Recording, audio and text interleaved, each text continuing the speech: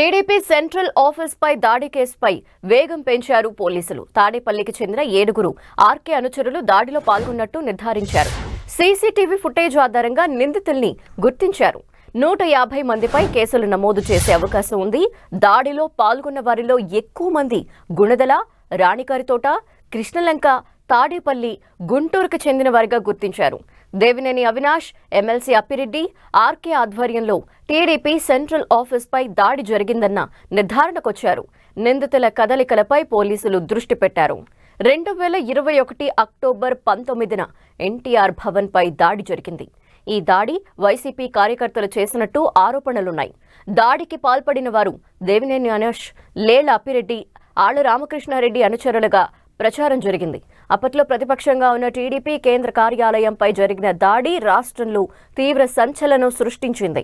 దాడి జరిగిన రెండున్నరేళ్ల తర్వాత 2 రోజుల క్రితం టీడీపీ కార్యాలయానికి వచ్చి విచారణ చేపట్టారు పోలీసులు. మరింత అదనపు సమాచారం మా ప్రతినిధి రవిచంద్ అందిస్తారు. రవిచంద్, ఎవరెవరిగానో గుర్తించారు కూడా దాడికి పాల్పడ్డవారు, మరి వారిని అదుపులోకి తీసుకోవటం ఇవన్నీ ఎప్పుడు జరగబోతున్నాయి?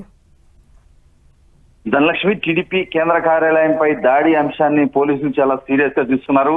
గతంలో నామమాత్రపు కేసులు గతంలో నమోదయ్యాయి, కానీ ఈ ప్రభుత్వం వచ్చాక కేసుని చాలా సీరియస్ గా తీసుకున్నారు. అంతా కూడా ఎంక్వైరీ చేస్తున్నారు. పార్టీ కేంద్ర కార్యాలయం దగ్గరికి వెళ్లి అంతా సీసీ ఫుటేజ్ ని పోలీసులు స్వాధీనం చేసుకుని ఆనాటి ఘటనకి బాధ్యులు ఎవరో ఎంక్వైరీ చేసే పనిలో ఉన్నారు. కొంతమందిని పట్టుకున్నారు, వారితో రహస్యంగా విచారణ చేస్తున్నారు.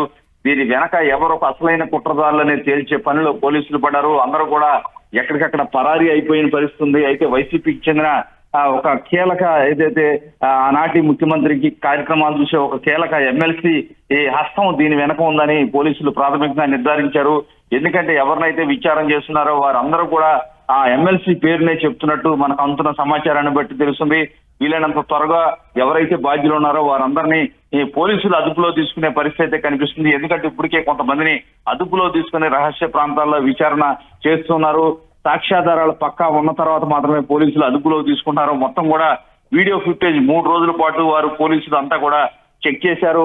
ఆనాడు పోలీసులు ఎందుకు ఉదాసీనంగా ఉన్నారు, నామమాత్రపు కేసులు ఎందుకు నమోదు చేశారు, ఎందుకంటే చాలా మంది దెబ్బలు తగిలాయి, చావగొట్టారు, చాలా మందిని రక్త గాయాలయ్యాయి. వీరందరిపై హత్యా కేసులు నమోదు చేయాల్సింది నామమాత్ర కేసులు పెట్టి కేసులు నీరుగార్చే ప్రయత్నం ఆనాటి పోలీసులు చేశారని ఇప్పుడు నిర్ధారించారు.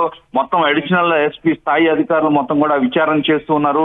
ఎవరైతే దాడి చేశారో ఎవరు కూడా పోవడానికి వీలు లేదనే విధంగా పోలీసులు అయితే దర్యాప్తు మొదలుపెట్టి అంతా కూడా విచారణ చేస్తున్నారు. ఇప్పటికే ఏదైతే విజయవాడ తూర్పు వైసీపీ ఇన్ఛార్జి అవినాష్ పేరు బలంగా వినిపిస్తుంది. అవినాష్, అదేవిధంగా ఎమ్మెల్సీ అప్పిరెడ్డి, మాజీ ఎమ్మెల్యే ఆర్కే ముగ్గురి ప్రమేయం ఉంది. అదేవిధంగా ఒక వైసీపీ ఎమ్మెల్సీ ప్రమేయం కీలకంగా ఉందని చెప్పి ఒక ప్రచారం జరుగుతుంది. అయితే వీరిని ఎప్పుడు అదుపులో తీసుకుంటారనేది కూడా ఒక చర్చనీయాంశంగా మారింది. వీలైనంత తొందరలోనే వీరందరినీ అదుపులోకి తీసుకునే అవకాశం ఉన్నట్టు మనకి తెలుస్తూ ఉంది. Okay, thank you Ravichand.